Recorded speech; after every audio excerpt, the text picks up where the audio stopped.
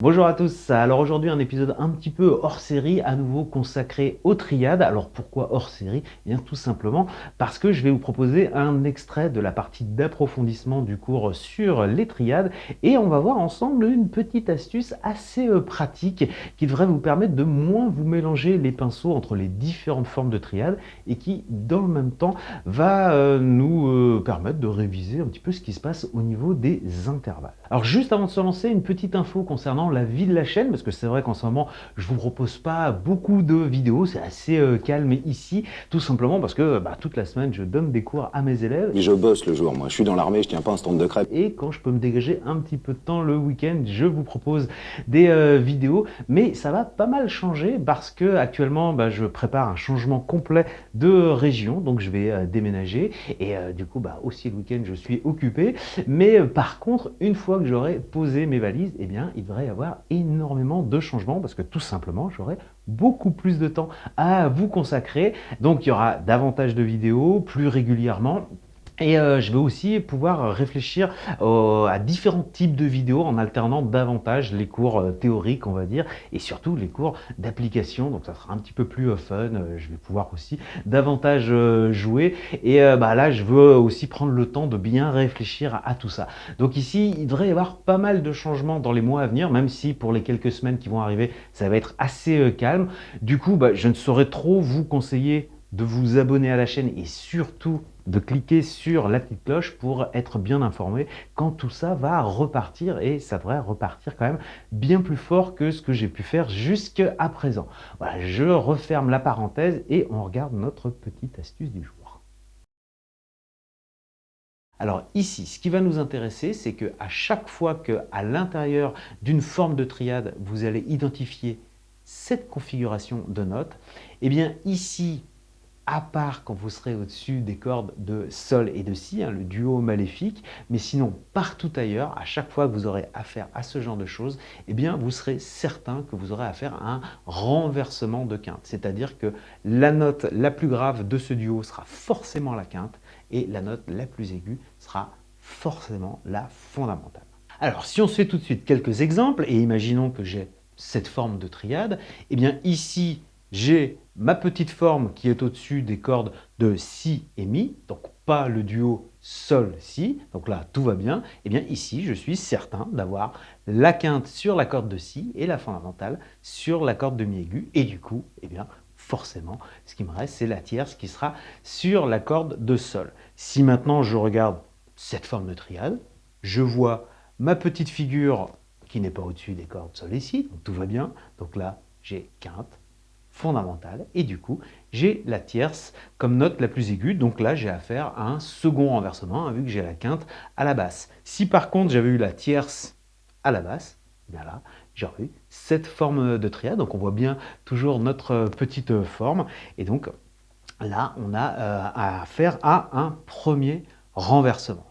Si par contre, je regardais maintenant cette forme de triade, alors là, j'ai l'impression d'avoir deux fois le petit cas de figure qui m'intéresse, mais en fait, il n'y en a qu'un qui est bon, parce que ici, là, je suis au-dessus des cordes de Sol et de Si, donc pour l'instant, je ne m'en préoccupe pas. Par contre, en dessous, là, je suis certain d'avoir quinte, fondamentale, et du coup, au-dessus des cordes de Sol et de Si, cette configuration correspond non pas à un renversement de quinte, mais à une tierce majeure. C'est d'ailleurs un cas qu'on retrouverait si je faisais cette triade-ci. Je pourrais croire que j'ai ma petite configuration, mais non, je suis au-dessus des cordes de Sol-Si, donc là ça correspond à une tierce majeure, et donc là j'ai une triade à l'état fondamental, j'ai fondamental, tierce majeure, quinte.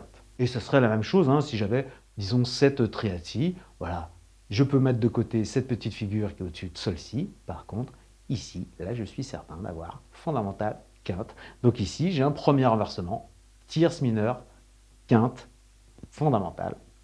Donc là, j'ai une triade de La mineure. Alors si je voulais tout de même regarder à quoi ressemble un renversement de quinte au-dessus des cordes de Sol et de Si, il faudrait générer le petit décalage. Et donc là, on aurait cette forme-ci qu'on retrouve soit dans cette triade mineure, soit dans cette triade majeure. Donc là, pareil, si je repère ça au-dessus des cordes de Sol et Si, je suis sûr d'avoir quinte fondamentale. Si je fais dans cette forme-ci, je suis sûr d'avoir quinte fondamentale. Et donc là, la tierce à la base. Alors évidemment, hein, cette remarque ne s'applique que pour les triades majeures et mineures, soit dans l'état de premier ou de second renversement. Mais en fait, une fois que vous allez être bien à l'aise avec cette manière de visualiser les choses, bah, ça ne sera pas bien compliqué d'adapter tout ça pour les triades diminuées, parce qu'il va s'agir simplement de décaler votre quinte d'un demi-ton. Et donc si avant, par exemple, pour un si ici, je savais que j'avais la fondamentale et la quinte en dessous, ben, j'aurai maintenant cette configuration pour ma quinte diminuée avec du coup soit la tierce plus aiguë, soit la tierce ici plus grave. Et concernant le duo maléfique sol-si, eh bien si on avait un renversement de quinte qui avait cette forme-ci, eh bien pour les triades diminuées, c'est cette forme-ci qui attirera notre attention. On pratique tout ça rapidement sous forme d'un petit quiz. Donc je vais vous afficher des formes de triades sans vous indiquer où va être la fondamentale ou la tierce. Et vous allez essayer de retrouver où se situe la fondamentale. Donc je vous affiche la forme et ensuite je vous mets la réponse. On s'en fait quelques-uns rapidement.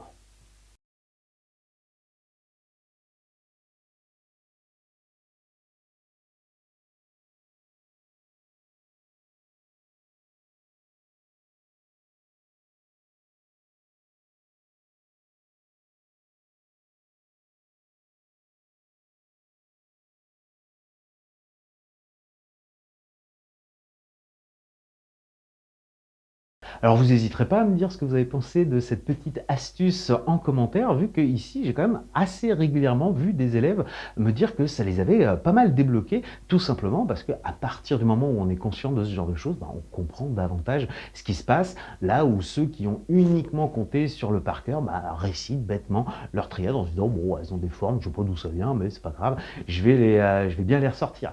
Voilà, chez certaines personnes ça peut marcher, mais je trouve ça toujours un petit peu dommage. Le par cœur est hyper important, c'est la dernière chose qu'on fait. Au départ, la base, c'est quand même de comprendre les choses, et surtout que quand on comprend les choses, eh bien, on sait adapter son travail, on voit ce sur quoi on va devoir se concentrer ensuite pour les questions de par cœur, au lieu de tout apprendre par cœur un petit peu bêtement, sans faire de connexion entre les idées. Enfin ça, j'en ai déjà parlé dans les épisodes précédents. Et si vous aimez bien ce genre d'approche, je ne saurais trop vous conseiller d'aller jeter un œil sur le sommaire de la partie d'approfondissement sur les triades. Je vous laisse un lien dans le descriptif de la vidéo d'aujourd'hui. Vous verrez qu'il y a 11 vidéos, il y a 10 chapitres différents, ce qui va vous permettre justement de varier un petit peu les approches. Il y a 2h30 de cours, le tout pour moins cher qu'une heure de cours avec un prof. Et je vous garantis qu'il y a de quoi s'amuser pendant pas mal de temps. Et au passage, ça vous fait aussi un bon moyen de soutenir la chaîne. Et pour les autres, vous pouvez toujours évidemment le faire via ma page Tipeee. Comme d'habitude, pensez bien à liker la vidéo. Je l'ai dit tout à l'heure, mais si vous voulez être informé de ce qui va se passer, pensez à vous abonner. C'est surtout à cliquer sur la petite cloche. Et sinon, j'en ai fini pour aujourd'hui. J'espère que la vidéo et la petite astuce vous auront plu. Et en attendant, je vous souhaite un bon travail et je vous dis à bientôt. Salut!